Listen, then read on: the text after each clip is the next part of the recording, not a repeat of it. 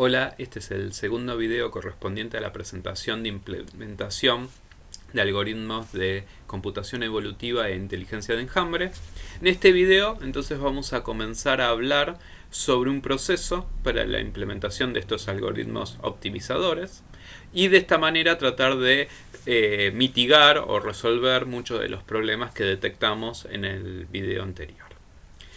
Como uno de los problemas que se suele tener a la hora de implementar un optimizador es que no tengamos información sobre el problema que se quiere resolver o no los comprendamos de todo, lo primero que tenemos que hacer es identificar el problema. Entonces lo que tenemos que hacer obviamente es elicitar los requerimientos. Ahí aplicamos técnicas de licitación que todos ya conocemos, tanto propias de la ingeniería de software como de la inteligencia artificial o de la ingeniería en conocimiento. Luego deberíamos aplicar modelos que nos permitan comprender dichos requerimientos. Ahí podemos aplicar modelos UML o de algún otro tipo que nos facilitan entender de qué manera debería funcionar una posible solución al problema. Y el tercer paso, deberíamos articular los requerimientos de manera que nos permitan proponer una posible solución.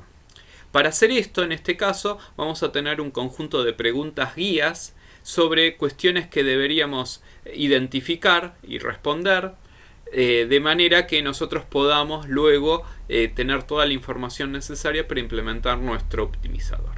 La primera pregunta es, ¿cómo se puede describir una posible solución? O sea, ¿qué características se deberían evaluar para poder tener una solución al problema que queremos resolver? Eso es muy importante porque si no sabemos cómo describir una posible solución, luego no podemos implementar nuestra función de aptitud ni nuestro cromosoma o mapa de búsqueda. La segunda pregunta es ¿qué restricciones afectan a las posibles soluciones? O sea, ¿qué cosas se tienen que respetar y qué cosas son obligatorias? Ahí tenemos restricciones duras y qué cosas son opcionales, restricciones blandas. Muchas veces las restricciones duras nos van a acotar mucho el espacio de búsqueda, las características que vamos a evaluar dentro del mapa de búsqueda de un algoritmo de inteligencia de enjambre o dentro del cromosoma de un algoritmo de computación evolutiva. Y las restricciones blandas van a ser cosas que se van a evaluar dentro de la función de aptitud o de la función heurística. Por otro lado, también podemos ver qué factores externos pueden afectar una posible solución. Ahí van a ser cosas que también nos pueden de alguna manera restringir cómo va a funcionar nuestra función de aptitud o función heurística para evaluar cada una de las posibles soluciones. La cuarta es cómo diferenciar soluciones válidas de inválidas. Lo mismo, eso nos permitiría detectar qué cosas tenemos que penalizar dentro de nuestras funciones y qué cosas tal vez tendríamos que dejar fijas que no cambien dentro de las posibles soluciones. Por ejemplo, si alguien quiere identificar las características que debería tener un auto para comprar y nos dice no, a mí el auto tiene que ser sí o sí rojo, ya ahí es una restricción dura y a su vez nos dice que si el auto es verde amarillo no es una solución válida. Entonces no vale la pena evaluar que nuestro algoritmo modifique el color del auto. Ya lo podemos dejar fijo que el auto es de color rojo. Y lo que vamos a evaluar son otras características que sí pueden cambiar a través de distintas maneras. Y bueno, con todo esto, la idea es poder definir cómo evaluar una posible solución.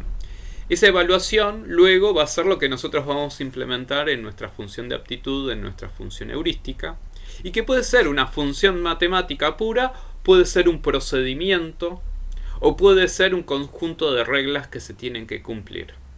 Entonces, la idea que esta identificación del problema nos permiten dar la información necesaria para después trabajar dentro de la implementación de nuestro optimizador.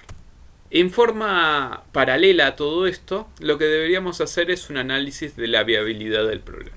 Entonces, lo que podemos ver es si hay algún método analítico que nos permita encontrar la mejor solución Entonces no vale la pena usar un optimizador. O sea, si yo ya tengo un método que aplicando un conjunto de pasos o aplicando una función ya nos genera la mejor combinación de valores para resolver el problema, seguramente ese método va a ser más eficiente que un algoritmo que simula para encontrar la mejor solución. Entonces ahí no conviene usar un optimizador. Y si por otro lado para resolver el problema es imprescindible encontrar una única mejor solución, tampoco convendría usar un algoritmo de optimización, porque los algoritmos de optimización no nos garantizan que siempre van a encontrar la mejor solución. ¿Se acuerdan que eso lo habíamos visto con algoritmos genéticos, con computación evolutiva, con los de inteligencia de enjambre? Que nos pueden dar buenas soluciones y van a tender a generar la buena solución, pero tal vez sea muy complicado. Entonces, si es imprescindible encontrar siempre la mejor solución y esa solución es una sola, no conviene.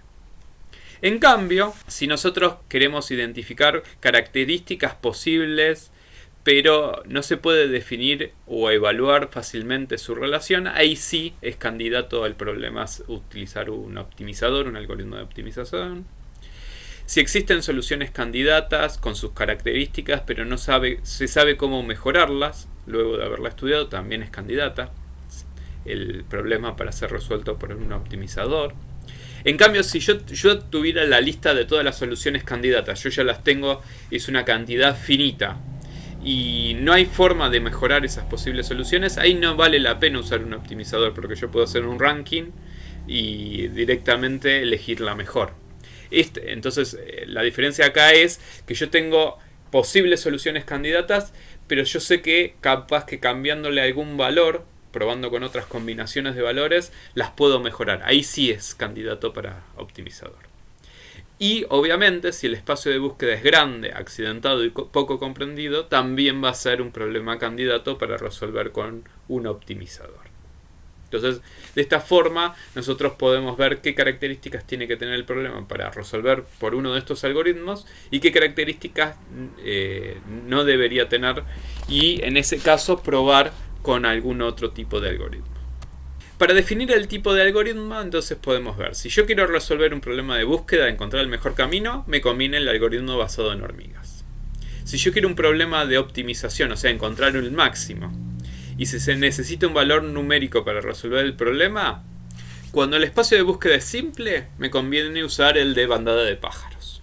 Si es complejo, ya hay más que el de bandada de pájaros, me conviene usar el de abejas o el clonal G. Si el espacio de búsqueda es muy complejo, me conviene usar una estrategia evolucionaria, un algoritmo genético o alguno de los híbridos, o sea, el clonal G o el memético. Si yo lo que quiero hacer es encontrar una máquina de estados para resolver un problema, debería usar programación evolucionaria. Si yo lo que necesito es una descripción de una posible solución, debería usar un algoritmo genético, un algoritmo inmunológico, como por ejemplo el clonal G o el memético.